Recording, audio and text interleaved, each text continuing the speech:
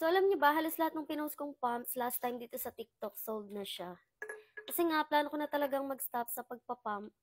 Hanggang ngayong year na lang ako magpapump. Kasi gusto ko next year, sa 2025, wala na akong madaming hugasin. Yes, pagod na ako maghugas, mga mi. Nakapagod talaga. So, ito na lang yung natira, si Kiss Bobo. Baka hindi ko muna ito ibenta para minsan makakapag-pump pa din ako, lalo na pag minsan nasarap or nahimbing ng tulog si baby, ganyan. And hindi naman kasi pwedeng agad-agad or biglaan mag-stop ka. Lalo sa kagaya kong oversupplier, syempre may process yan, unti-unti.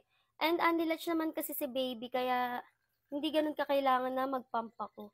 And kumakain na rin kasi siya, malakas siyang kumain.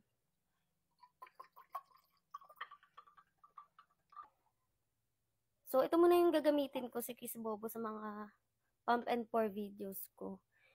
Kasi maganda rin yung output ko dito. Marami din akong laging napapump dito. So, yan, halos 7 ounces to. Halos lagi rin puno yung napapump ko dito. Maganda rin to eh.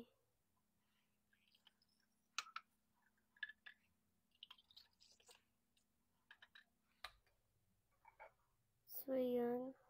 6, halos 6. So, 13 ounces.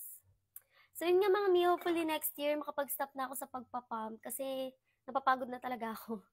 Nakakapagod na maghugas. Ang daming hugasin.